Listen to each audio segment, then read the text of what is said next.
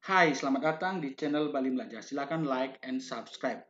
Pada video tutorial kali ini, saya akan menampilkan panduan bagaimana cara mengakses raport pendidikan versi 2.0 yang baru saja dirilis tanggal 10 Mei tahun 2023. Raport pendidikan ini itu hanya bisa diakses oleh kepala sekolah dengan domain akun belajar.id yaitu @admin ya @admin. Nah, jika kepala sekolahnya itu tidak bisa mengakses raport pendidikan atau aksesnya ditolak seperti ini, Anda tidak memiliki akses, silakan scroll ke bawah. Oke, kemudian hubungi kami isi formulir. Nah, seperti ini. Lengkapi alamat email pribadi Anda, perihal akses raport pendidikan, tipe pengguna adalah kepala sekolah. Kategori masalah, kendala akses raport pendidikan seperti ini. Lengkapi ya. Nah, kemudian unggah juga SK-nya. SK sebagai kepala sekolah. Oke, kita kembali ke raport pendidikan. Nah, untuk bisa mengakses raport pendidikan, pertama adalah kita kunjungi lamannya yaitu raportpendidikan.kemdikbud.co.id login. Yang ini, yang di atas sudah, kemudian enter. Nah, setelah itu kita klik tombol ini, lihat hasil satuan atau dinas pendidikan Anda. Ini diklik yang warna biru ini dengan akun belajar ya. Oke, kita klik akun belajarnya, akun belajar kepala sekolah atau adminnya. Nah, di sini akan tampil laman seperti ini.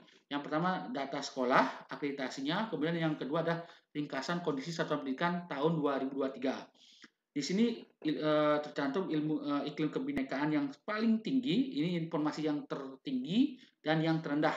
Pencapaian tertinggi dan pencapaian terendah itu ditampilkan di sini ringkasannya ya. Nah, pencapaian terendah adalah kompetisi pada domain belajar, aljabar pada numerasi. Nah, kemudian informasi di bawah, informasi tentang bagaimana situasi yang dihadapi oleh satuan pendidikan saya saat ini. Ada kemampuan literasinya bagaimana, kemampuan numerasi, karakter, iklim keamanan sekolah, iklim kebinekaan, dan kualitas pembelajaran. Kalau sudah hijau-hijau berarti perlu dipertahankan. Kalau kuning itu menurun, kalau merah ya ini sangat perlu diperhatikan sekali ya. Nah, di fitur-fitur ini kita akan ambil contoh kemampuan literasi. Di sini baik sekali. Kalau ingin mengetahui apa sih maksudnya baik sekali ini, baik, ini kita klik apa arti capaian saya. Di sini ada penjelasannya.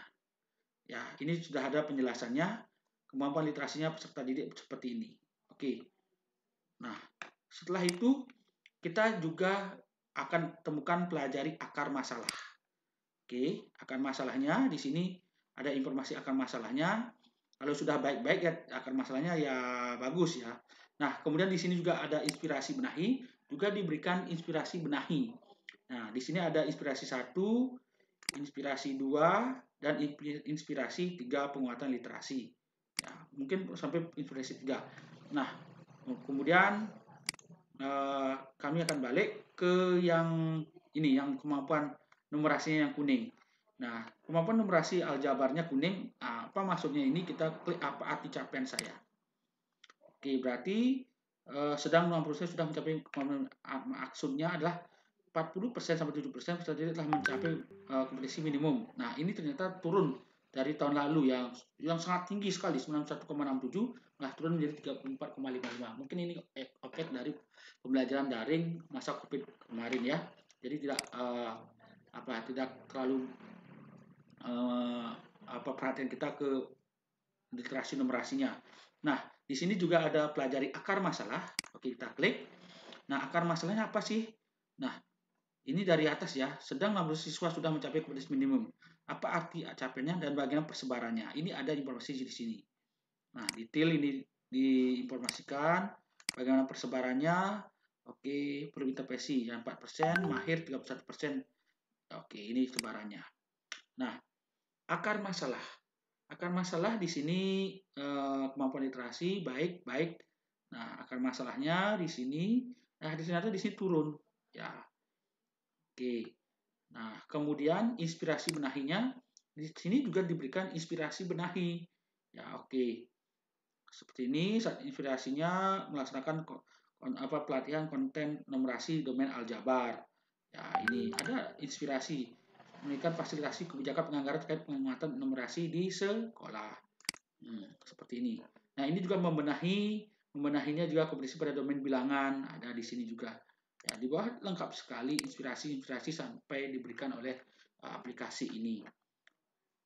Oke, nah kembali ke ringkasan. Nah, di ringkasan ini coba kita lihat yang lain. Nah, ada yang naik datanya, ini turun, naik, dan naik. Oke, ya, berarti ini turun ya, dua buah ini turun ya. Nah, selanjutnya adalah kita klik ke unduh. Unduh ini jika kita ingin mengunduh atau mendownload rapor pendidikan, nanti akan diberikan data berupa Excel. Oke, nanti kita unduh. Oke, saya klik aja langsung unduh. Oke, sudah klik. Oke, nanti sudah terunduh datanya ini. Nah, kita lihat dulu unduhan Excel-nya.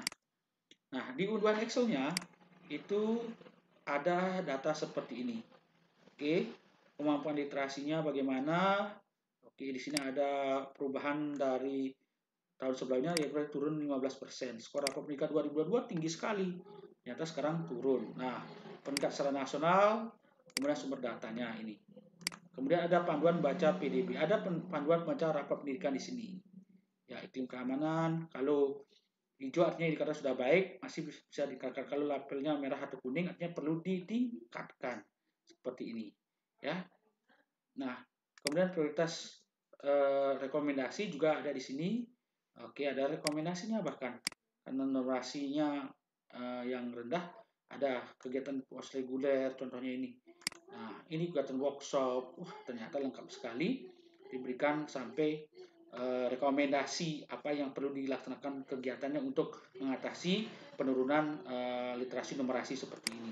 Kegiatan workshop, oke, peningkatan kompetensi bidang studi, oke, ini ada pelaksanaan pembelajaran BPMM, oke, penelitian program supervisi dan monitoring evaluasi, ada workshop peningkatan kompetensi guru tentang model pembelajaran, ini lengkap sekali diberikan model-model sini. Kemudian seluruh rekomendasi kita cek, oke, sama. Nah, nanti juga akan diberikan lembar kerja Arkas. Ya, di Arkas seperti ini. Ini contohnya diberikan formatnya seperti ini.